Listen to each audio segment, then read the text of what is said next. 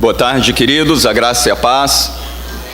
Somos gratos a Deus pelo privilégio que Ele nos concede de nos reunirmos como igreja no dia do Senhor, no dia em que celebramos a morte e ressurreição do nosso Salvador, estarmos juntos e declararmos tantas verdades gloriosas em forma de adoração e de exaltação ao nosso Deus. Sou grato todas as vezes que tenho a oportunidade de reencontrar amados irmãos. Eu conheço aqui vários dos irmãos dessa igreja, o amado pastor, o reverendo Renan, muitos irmãos que estão envolvidos conosco no projeto Cariri, ali trabalhando na evangelização no interior do nosso estado, e outros momentos que estivemos aqui. Para quem não me conhece, meu nome é Tiago Bruno, estou há 1 ano e meio como pastor auxiliar na Igreja Presbiteriana de Tambaú, sou casado há 15 anos com Sônia, uma bela mulher que Deus me deu e nos deu 3 filhos, a Pamela, a Nicole e o Azaf. E é uma honra poder compartilhar a palavra de Deus com todos vocês que aqui estão. A Nicole, ela vai projetar uma imagem para a gente, a Nicole, não é? A primeira, Nicole. Esse é o Dr. Tom Renfro. Ele é um médico norte-americano e há 18 anos atrás ele foi diagnosticado com um tipo muito raro de câncer. Vários tumores surgiram ao mesmo tempo na região do seu pescoço e por baixo dos seus braços. Esses tumores estavam cheios de metástase, ao ponto que os médicos o desenganaram imediatamente e disseram que não existia tratamento para ele. Uma próxima imagem nós podemos ver, está bem pequenininha, Nicole não achou uma imagem grande, mas talvez depois, se vocês observarem, ele ficou com o seu corpo totalmente deformado, a ponto de não poder baixar os seus braços, tantos tumores, eram os tumores por baixo das suas axilas. Os médicos disseram, olha, retorne para sua casa e, na melhor das hipóteses, você terá de 2 a 3 meses de vida. O Dr. Renfro, como um bom cristão protestante, voltou para casa e se lançou em oração junto com os seus, buscando em Deus conforto, consolo e também, se fosse a vontade do Senhor, uma cura miraculosa. Toda a sua igreja estava reunida orando, quando em um dia, subitamente, Deus moveu seu coração para ir ao hospital. Chegando no hospital, os médicos começaram a fazer exames para ver em que estágio estavam os tumores, e naquele momento do exame, os tumores começaram a se desmanchar em forma líquida. E, milagrosamente, todos os tumores com todas as metástases desapareceram. Ele foi subitamente, imediatamente curado. Aí uma foto de como ele estava, e essa é uma foto atual, 19 anos após, onde ele goza de perfeita saúde.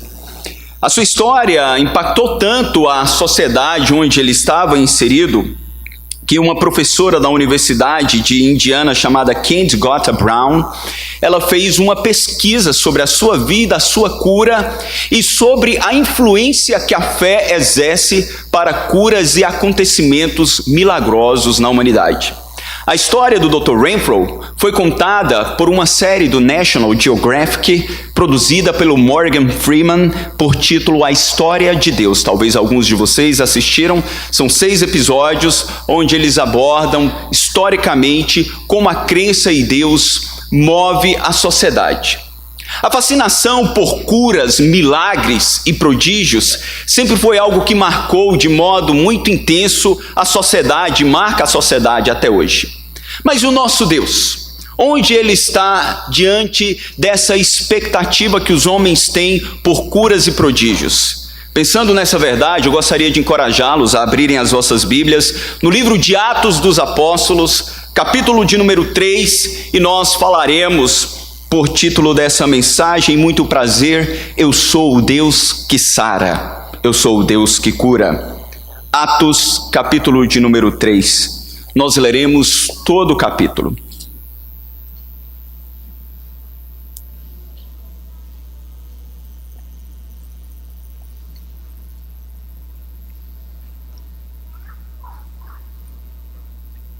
Diz a palavra do Senhor. Pedro e João subiam ao templo para a oração da hora nona, era levado um homem coxo de nascença, o qual punham diariamente à porta do templo chamada Formosa, para pedir esmola aos que entravam. Vendo ele a Pedro e João, que iam entrar no templo, implorava que lhe desse uma esmola. Pedro, fitando-o juntamente com João, disse: olhe para nós. Ele os olhava atentamente, esperando receber alguma coisa. Pedro, porém, lhe disse: não possuo nem prata nem ouro, mas o que tenho, isso te dou. Em nome de Jesus Cristo Nazareno, anda. E tomando-o pela mão direita, o levantou, e imediatamente os seus pés e tornozelos se firmaram. De um salto se pôs em pé. Passou a andar e entrou com eles no templo, saltando e louvando a Deus. Viu todo o povo a andar e a louvar a Deus, e reconheceram ser ele o mesmo que esmolava, assentado à porta formosa do templo, e se encheram de admiração e assombro por isso que lhe acontecera. Apegando-se a ele Pedro e a João, todo o povo correu atônito para junto deles no pórtico chamado de Salomão. À vista disso, Pedro se dirigiu ao povo dizendo: israelitas, por que vos maravilhais disso? Ou por que fitais os olhos em nós, como se pelo nosso próprio poder ou piedade o tivéssemos feito andar?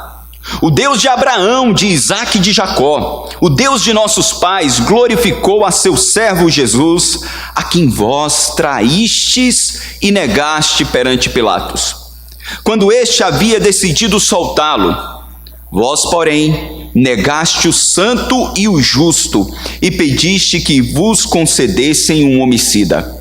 Dessarte, matastes o autor da vida, a quem Deus ressuscitou dentre os mortos, do que nós somos testemunhas. Pela fé em o nome de Jesus, é que esse mesmo nome fortaleceu a este homem que agora vedes e reconheceis. Sim, a fé que vem por meio de Jesus deu a este saúde perfeita na presença de todos vós.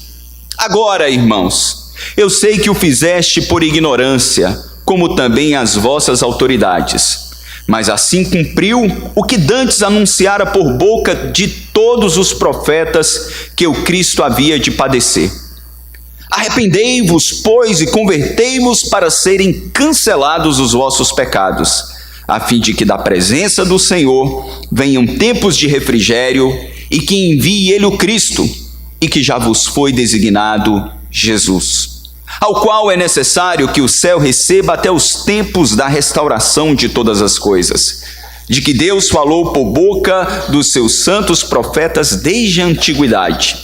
Disse na verdade Moisés: o Senhor Deus vos suscitará dentre vossos irmãos um profeta semelhante a mim.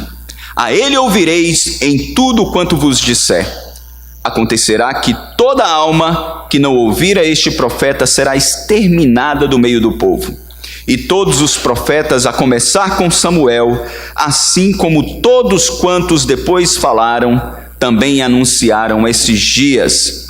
Vós sois os filhos dos profetas e da aliança que Deus estabeleceu com vossos pais, dizendo a Abraão: na tua descendência serão abençoadas todas as nações da terra. Tendo Deus ressuscitado o seu servo, enviou primeiramente a vós outros, para vos abençoar, no sentido de que cada um se aparte das suas perversidades. Que Deus abençoe a sua palavra. Vamos orar juntos? Pai, nós te louvamos pelo privilégio que temos de nos reunir como igreja para adorar ao Senhor, para exaltar o teu santo nome e ouvir a tua voz através das Escrituras Sagradas. Senhor, apesar de nós, fala-nos de modo claro, límpido e inconfundível, e que nós possamos compreender as verdades maravilhosas acerca do Deus que sara, do Deus que cura e que opera prodígios na vida dos teus filhos. Assim nós oramos com ações de graças em nome e para a glória de Jesus. Amém. Quando nós olhamos, irmãos, para a Escritura Sagrada, em vários momentos da história da redenção, Deus usou para si vários títulos distintos ou nomes diferentes, para que esses nomes pudessem atribuir algumas características do caráter de Deus, revelando os seus atributos, quer incomunicáveis ou comunicáveis. Dentre os vários nomes que Deus utilizou para si, um destes foi Jeová Rafa, em hebraico, que significa o Senhor sara. Ele é aquele que sara, que restaura, que cura e que torna alguém saudável.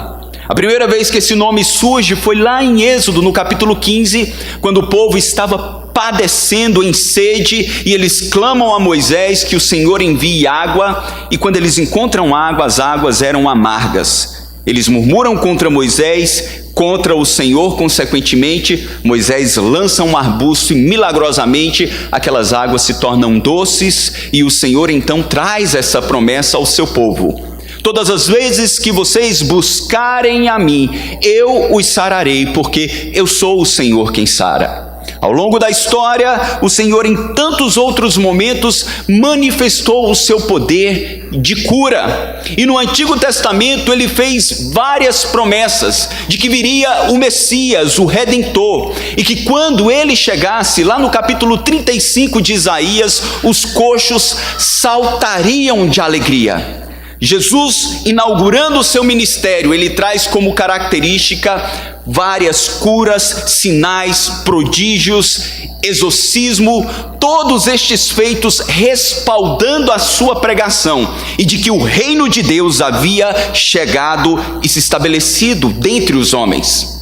E ele fez uma promessa aos seus discípulos, que aqueles que crescem de fato nele faria sinais ainda maiores, como confirmação do ministério que ele confiara à sua igreja. O Senhor morre e ressuscita. No capítulo 1 de Atos, ele é assunto aos céus e faz um pedido: permaneçam em Jerusalém, até que do alto vocês sejam revestidos de poder. Permaneceram, e depois de 10 dias, após 10 dias da ascensão de Cristo, no dia de Pentecostes, eles estavam reunidos adorando, quando o Espírito de Deus vem como um vento impetuoso e em línguas repartidas de fogo, derrama a sua glória, o seu poder, batizando todos aqueles homens e os inserindo numa nova realidade.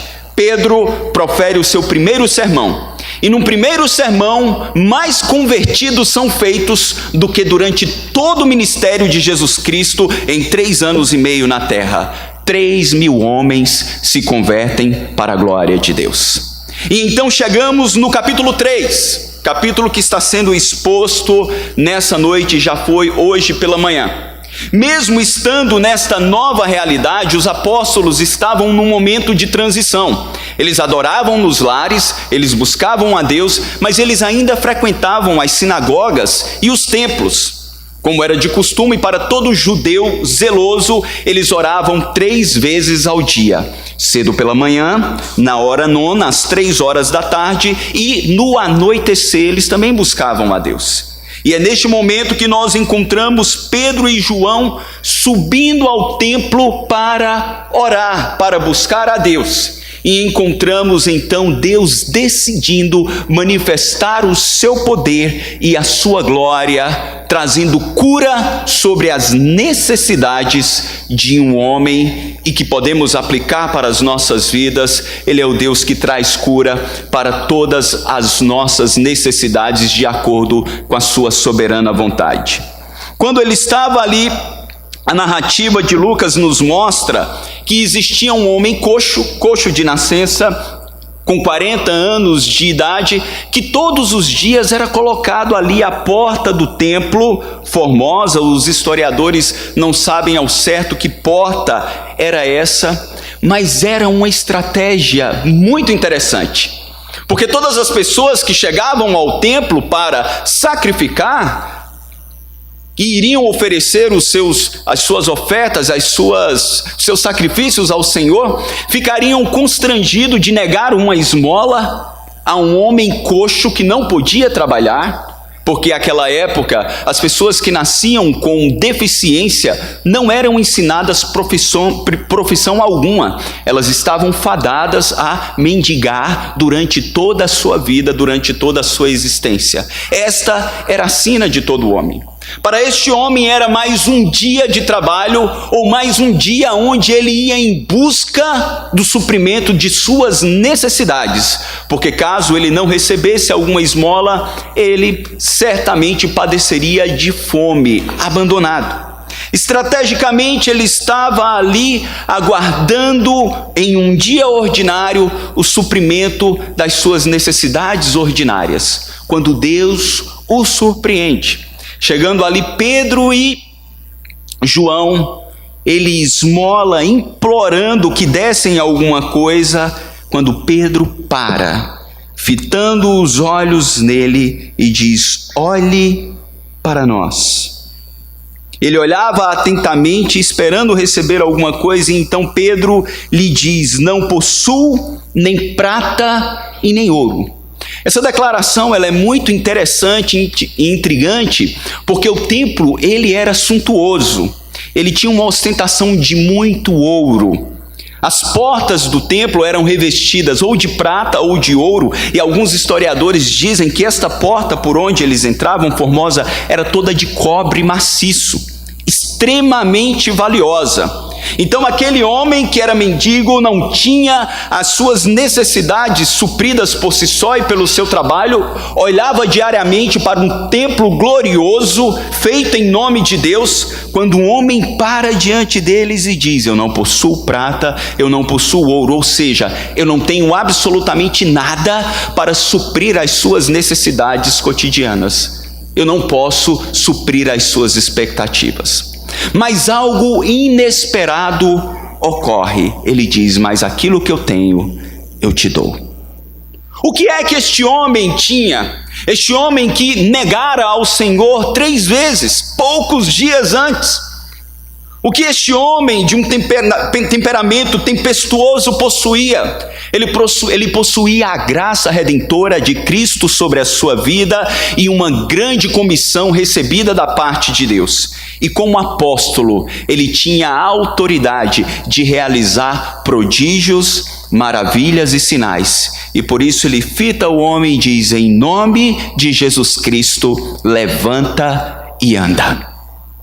Imaginem, irmãos, tentem imaginar por um instante, numa época de uma medicina precária, sem nenhuma infraestrutura, para um homem que nasceu paralítico e nunca tinha experimentado isso, ouvir.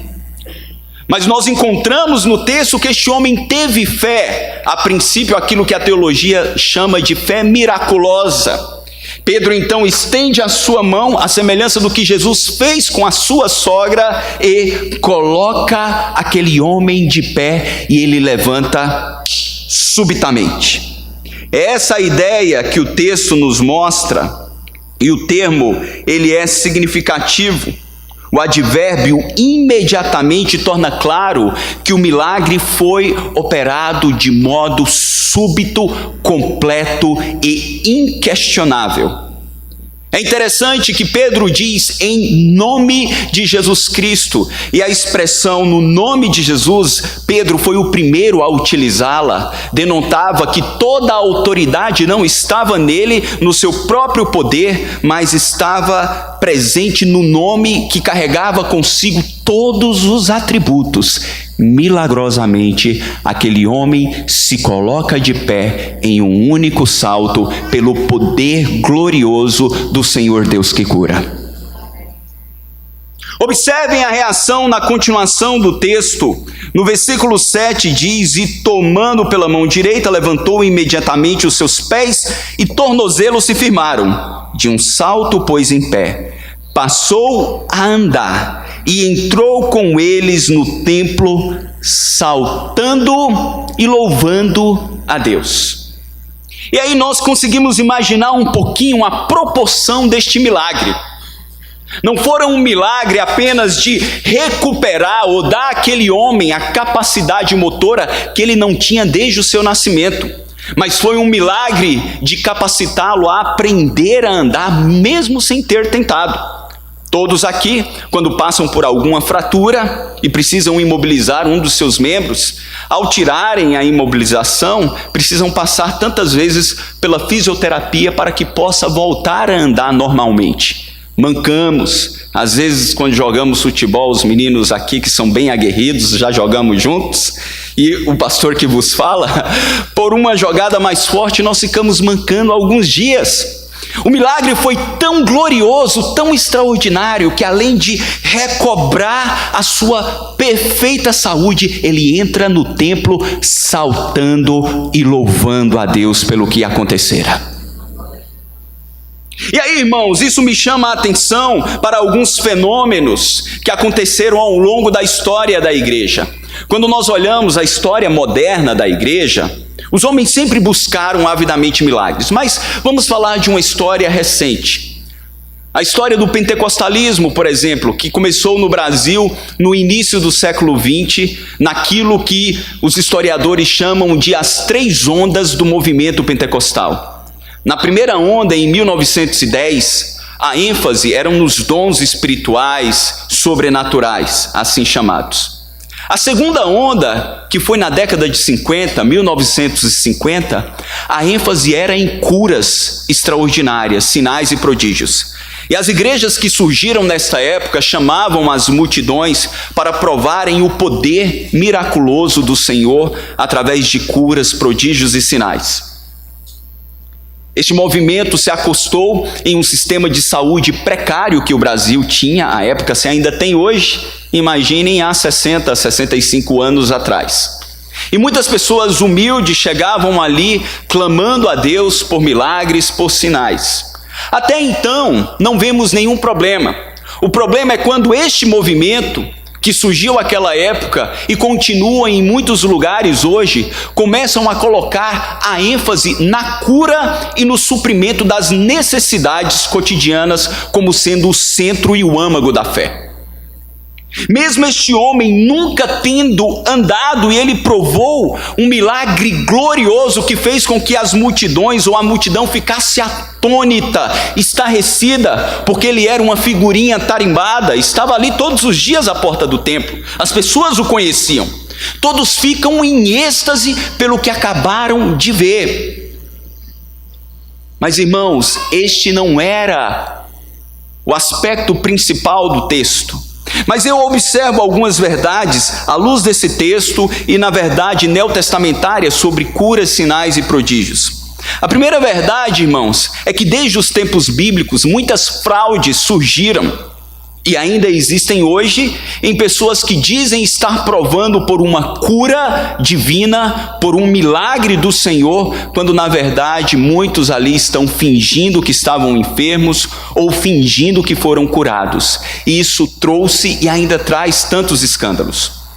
Uma outra verdade acerca deste tema é que o próprio Jesus nos advertiu que nos últimos tempos surgiriam falsos profetas que em nome do Senhor operariam sinais e prodígios pelo poder de Satanás, para enganar a muitos e, se possível, os próprios eleitos.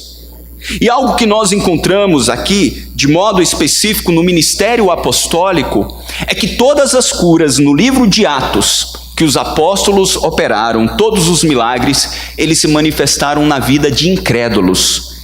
Se manifestaram na vida de pessoas que não tinham ainda uma relação salvífica com o Senhor. Isso quer dizer, irmãos, que Deus não cura mais hoje? É claro que não. O nosso Deus é o mesmo ontem, hoje e o será eternamente. Ele continua curando aqueles os quais soberanamente Ele decide curar. O que nós não vemos nos nossos dias, e nem ao longo da história da igreja, é o que os apóstolos tinham. Fora concedido aos apóstolos não apenas a autoridade de redigir as Escrituras, mas o dom de sinais e prodígios, para que através deles a mensagem do Evangelho fosse confirmada com muitos milagres gloriosos.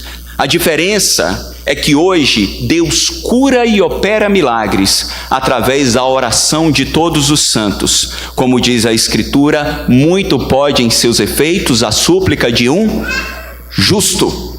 Mas isso não é um dom específico do reverendo André, isso não é um dom específico de nenhum dos irmãos que aqui estão. É um dom de Deus, uma dádiva dele, que ele manifesta através da oração da igreja como um todo, de acordo com seu soberano propósito. Este homem é curado.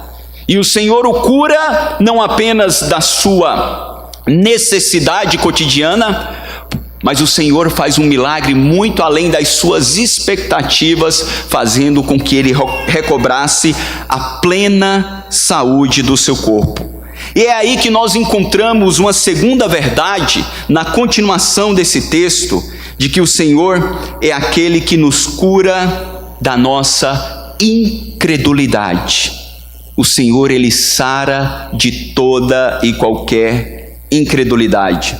Quando nós olhamos a partir do versículo de número 12, Pedro então diz: à vista disso, Pedro se dirigiu ao povo dizendo: israelitas, por que vos maravilhais disso? Ou porque fitais os olhos em nós, como se pelo nosso próprio poder ou piedade o tivéssemos feito andar?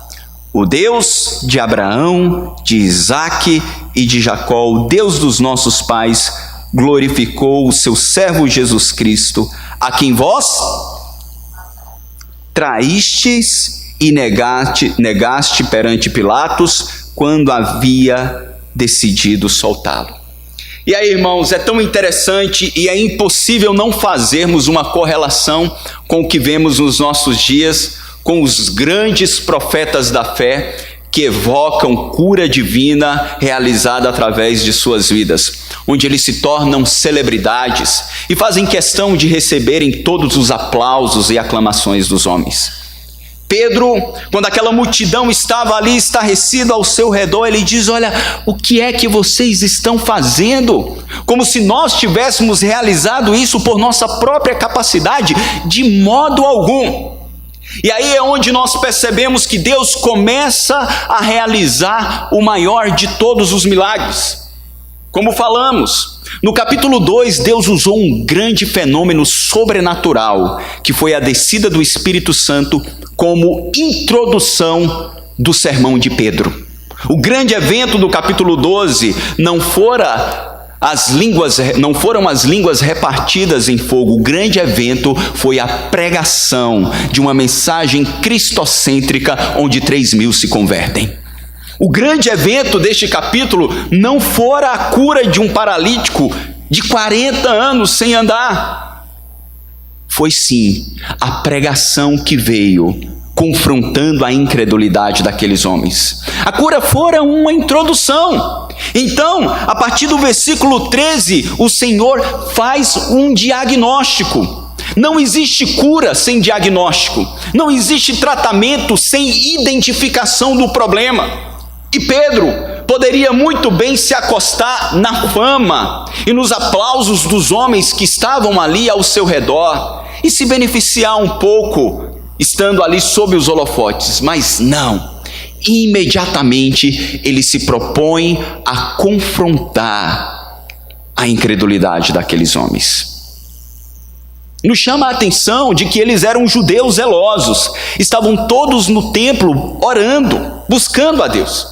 Eles tinham vários pontos em comum, professavam o mesmo Deus, buscavam ao mesmo Deus, tinham uma vida devocional intensa, mas Pedro identifica o ponto nevrálgico de incredulidade que aqueles homens tinham.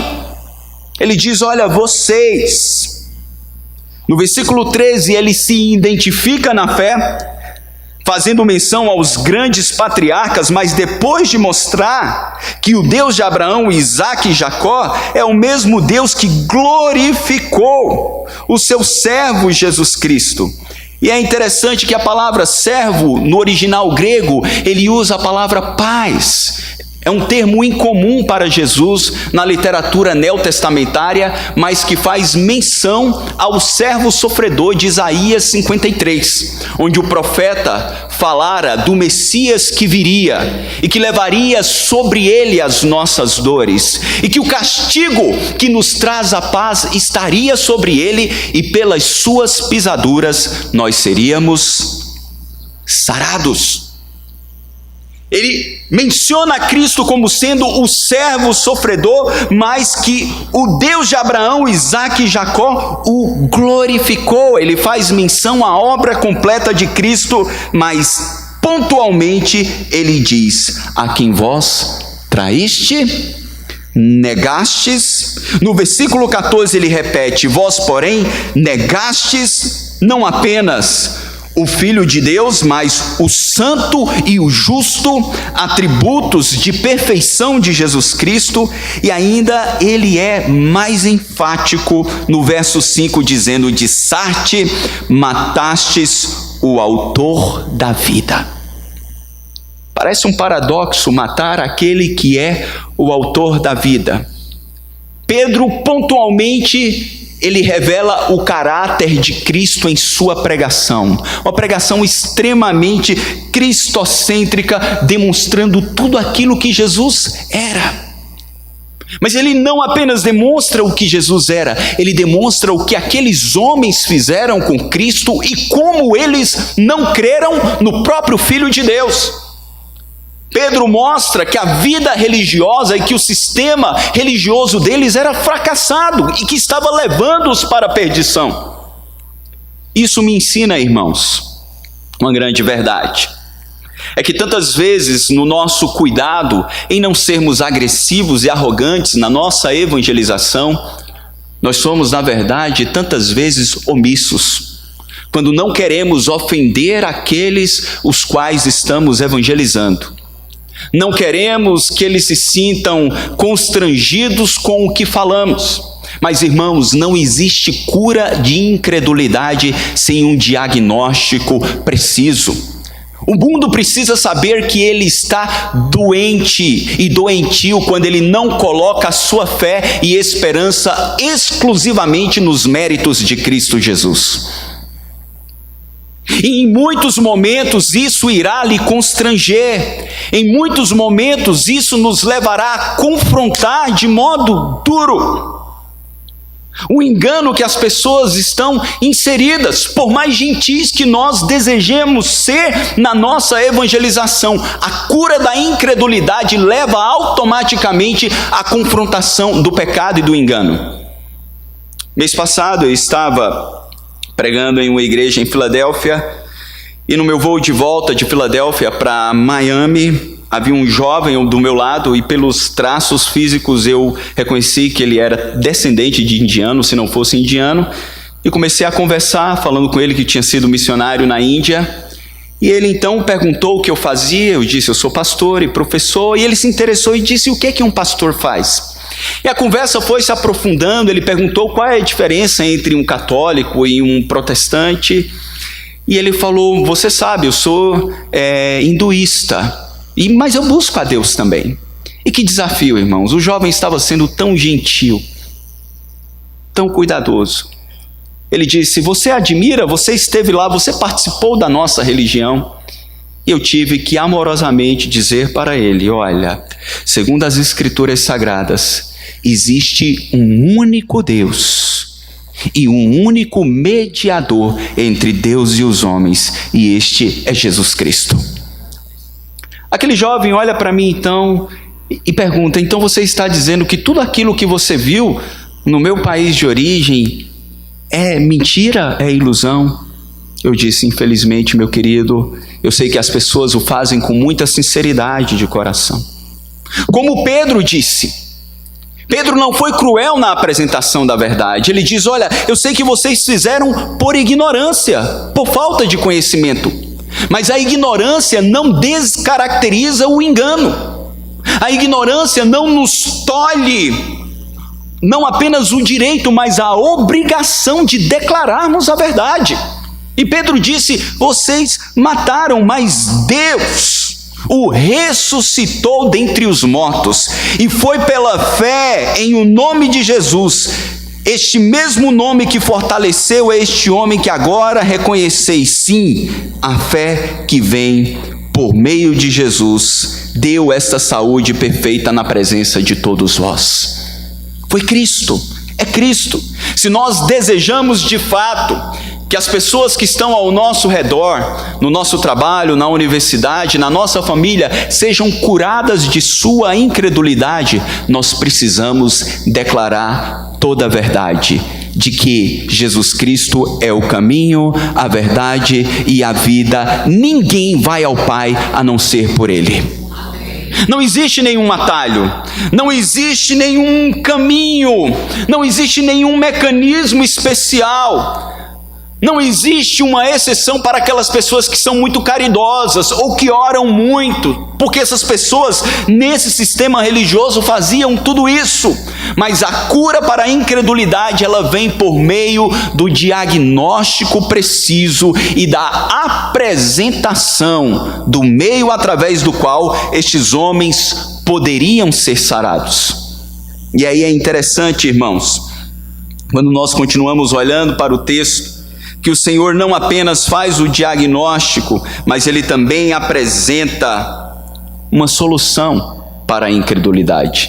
E aí, mudando um pouquinho da estrutura que foi proposta, no verso de número 18 e 19, ele diz: mas Deus assim cumpriu o que dantes anunciara por boca de todos os profetas, que o seu Cristo havia de padecer. Vamos ler juntos o 19?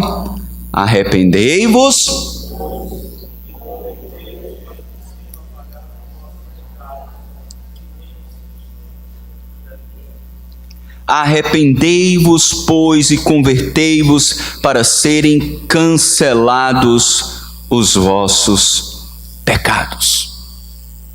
A cura da incredulidade se daria através do arrependimento, no original metaneo, de onde vem metanoia, arrependimento. Eles precisariam voltar-se do pecado para Deus.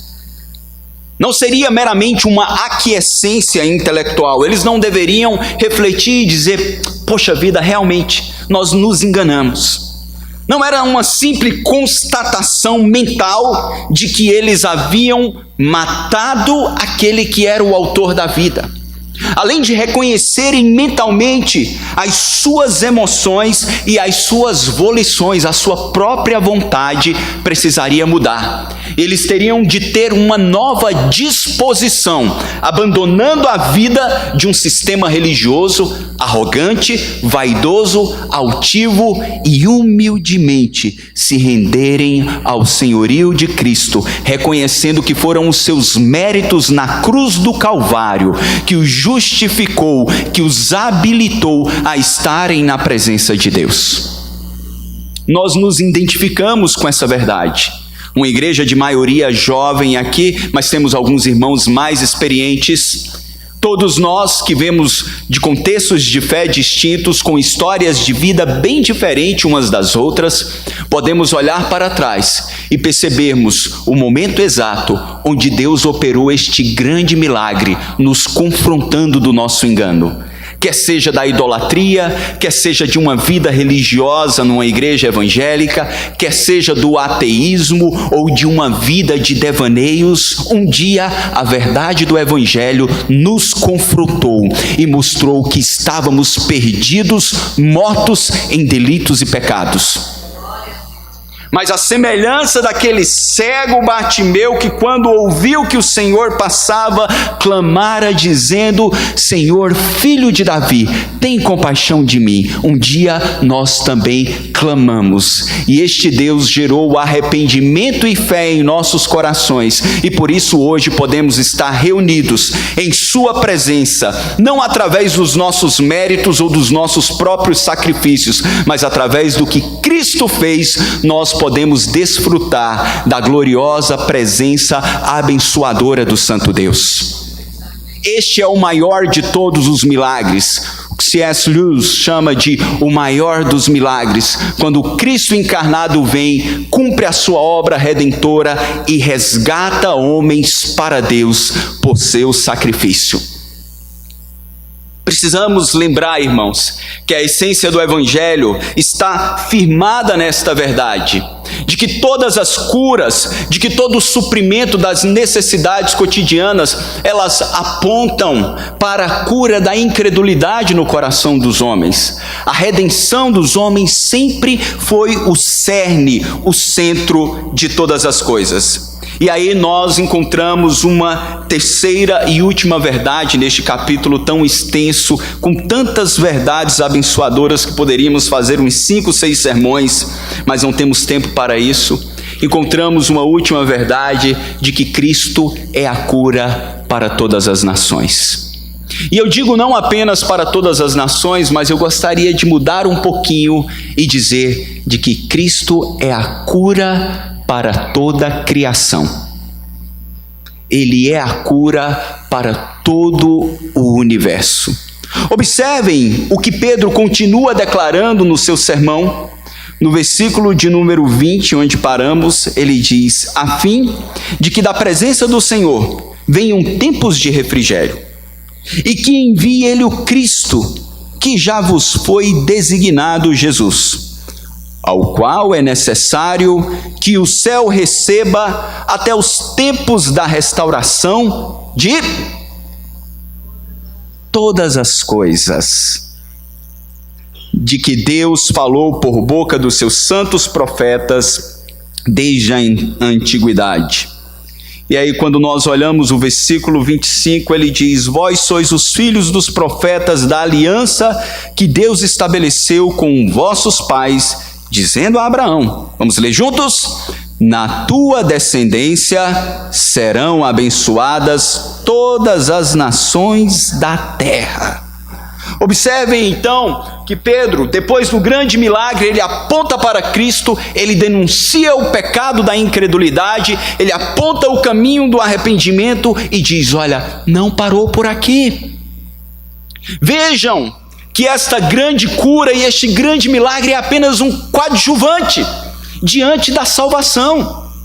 Mas essa salvação, ela não é um momento final, porque Deus, que enviou o seu servo Jesus, chamou-o de volta para si. Haviam 10 dias ou 11 dias que Jesus tinha sido assunto aos céus, pouquíssimo tempo. 11 dias que ele tinha dito: olha, eu vou para junto do Pai, mas voltarei. E aqui João então apresenta esta verdade, de que o Senhor, ele traria plena cura, não apenas para as nações, ele traria cura para toda a sua criação.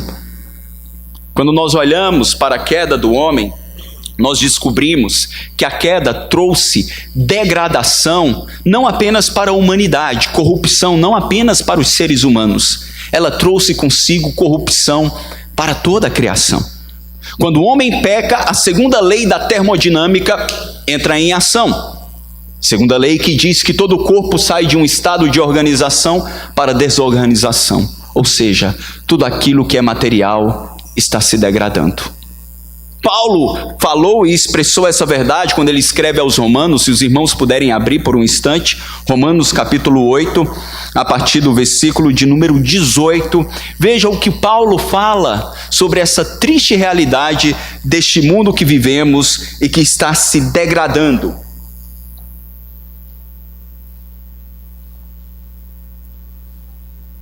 Paulo diz, 8:18, porque para mim tenho por certo que os sofrimentos do tempo presente não podem ser comparados com a glória a ser revelada em nós.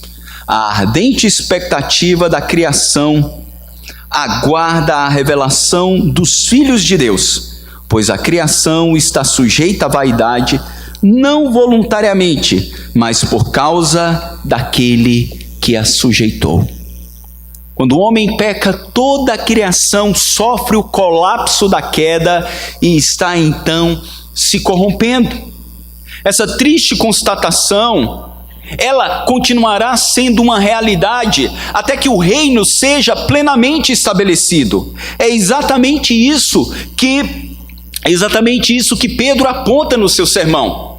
Ele continuará nos céus até que a salvação se cumpra, e aqueles judeus são lembrados que ela se cumprirá quando o reino for plenamente estendido através do chamado que o Senhor deu inicialmente ao patriarca Abrão. Quando Deus tira Abrão do Ur dos Caldeus, dizendo: sai da tua terra, da tua parentela, vai para uma terra que eu te mostrarei. Eu farei de ti uma grande nação, abençoarei o teu nome, sê tu uma bênção para todas as nações. Israel, segundo Christoph Wright, tinha a obrigação de ser ou ter uma perspectiva centrífuga de dentro para fora, levando a salvação para todas as nações que estavam ao seu redor. Eles negligenciaram, eles falharam, sendo a videira do Senhor, como o Senhor disse através de Isaías, lá no capítulo 5, eles se tornaram uma videira estéril, infrutífera. Mas esse mesmo Jesus que redimiu os homens, no capítulo 15 de João, ele disse: eu sou a videira verdadeira, e vocês são os ramos. Eu sou aquele que trago plena frutificação através dos meus. E aí nós enxergamos esta verdade, irmãos, de que a cura virá para as nações através da proclamação intencional dos filhos de Deus, quando os homens são alcançados por este evangelho, que continua e sempre continuará sendo o poder de Deus para a salvação de todo aquele que nele crê. Não existe outro meio, não existe outro mecanismo. Ainda que existam algumas estratégias de aproximação, apenas o Evangelho, as boas novas, converte e transforma e alcançará as nações pelo seu poder glorioso. E quando isso se cumprir, este Deus não trará cura apenas para salvos das nações, ele trará plena cura para toda a criação. Porque, irmãos, por mais que este coxo tenha provado um milagre glorioso, ele envelheceu. Em algum momento ele morreu. Lázaro, que fora ressuscitado pelo Senhor no capítulo 11 de João, voltou a morrer. Os mortos que ressuscitaram quando Jesus então morre, o véu do templo foi rasgado, eles voltaram a morrer. Talvez exista aqui pessoas que provaram milagres gloriosos do Senhor e curas extraordinárias, mas a verdade, triste constatação, é que nós iremos envelhecer e morrer.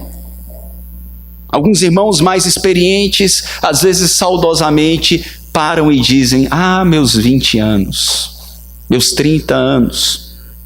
Quando eu converso com alguns irmãos, eles dizem: você é tão jovem. Eu digo: olha, eu estou mais perto de 40 do que de 30. Eles dizem: meus 40 anos. Para os adolescentes aqui, 40 anos já é um horror, já é um homem de meia idade, depende da perspectiva que nós olhamos. Mas a verdade é, irmãos, que nós estamos nos degradando pelas limitações do pecado. Billy Graham, maior evangelista do século 20, um homem que Deus usou para alcançar centenas de milhares de pessoas, já na sua velhice, ele disse: eu fui ensinado sobre muitas coisas ao longo da caminhada cristã, mas ninguém me ensinou como servir a Deus na velhice. Ninguém me ensinou como encarar os momentos em que eu começo a me tornar inútil, quando eu deixo de ter capacidade e condições de fazer tudo aquilo que eu mais amei. E aí, diante disso, ele escreveu um livro por título Nearing Home, que a tradução seria Aproximando-se de Casa, demonstrando que nesses últimos momentos, onde o diagnóstico de que este mundo degradante está trazendo seus efeitos sobre o nosso corpo, nós ainda podemos deixar um legado de exemplo, de fé e de temor a Deus para as gerações mais jovens, num legado de terminar bem o seu combate. Mas ele não se desespera. E Billy Graham, ele diz acerca da morte: eu tenho certeza de que a eternidade é algo maravilhoso, e agradeço a Deus por me dar tal certeza. De onde vem essa certeza? Se você olhar o mesmo texto de Romanos 8, o qual nós lemos, na continuação a partir do verso 21, Paulo faz menção dizendo na esperança de que a própria criação será redimida do cativeiro da corrupção, para a liberdade da glória dos filhos de Deus. Porque sabemos que toda a criação a um só tempo geme e suporta angústias até agora. E não somente ela, mas também nós, que temos as primícias do Espírito, igualmente gememos em nosso íntimo, aguardando a adoção de filhos, a redenção do nosso corpo. Haverá um momento em que este Cristo glorioso voltará, e é exatamente isso que Pedro diz no verso 21, até os tempos da restauração de todas as coisas. E este corpo corruptível que você tem, meu irmão, este corpo corruptível que nós temos, essas enfermidades que lutamos em nosso cotidiano, serão todas extinguidas e receberemos um corpo glorificado com perfeita e plena saúde para a glória de Deus. E não apenas o nosso corpo, mas este planeta o qual vivemos será recriado, será restaurado e viveremos eternamente, não no céu, viveremos eternamente no novo céus e nova terra. Comeremos, beberemos, viveremos, desfrutaremos de comunhão uns com os outros. Minha esposa vai ser minha esposa, pastor? Não, ela será só sua irmã. Não se preocupe, meu irmão. Eu sei que todos vivem uma boa comunhão. Viveremos todos como uma grande, perfeita família para a glória de Deus, sem nenhum efeito degradante do pecado, porque Cristo trará plena cura para todos nós. É com esta verdade que Billy Graham, em seu livro Nearing Home, ele diz: eu não temo a morte, talvez eu tema um pouco o processo, mas a morte em si não. Para o cristão, a morte é a troca de uma pequena tenda para um grande edifício. E eu concluo essa mensagem lendo com vocês o texto de Apocalipse 22, último capítulo da sua Bíblia, nos versos 1 e 2, onde o Senhor nos mostra de modo perfeito esta cura que Ele trará, não apenas para as nações, mas para todo o universo o qual Ele criou. Apocalipse 22, versos 1 e 2.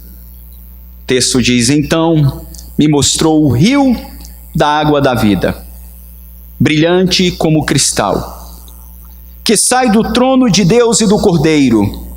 Vamos ler juntos o verso 2. No meio da sua praça, de uma outra margem do rio, está a árvore da vida, que produz 12 frutos, dando o seu fruto de mês em mês, e as folhas da árvore são para a cura dos povos. Louvado seja Deus por sua palavra. Que nessa noite, meu irmão, início de noite, o seu coração seja confortado, lembrando-se de que o nosso Deus é o Jeová Rafá, é o Deus que sara. Ele pode sarar as enfermidades físicas com as quais você está lutando, a semelhança de como Ele sarou o nosso querido irmão Dr. Tom Renfro. Mas Ele já nos sarou da incredulidade. Talvez exista alguém aqui ou que nos assiste pela internet que não fez a sua decisão de fé ainda. Saiba, esta é a cura mais gloriosa que você pode provar da parte de Deus. Deixar de confiar nos seus próprios méritos e lançar toda a sua confiança nos méritos de Jesus Cristo.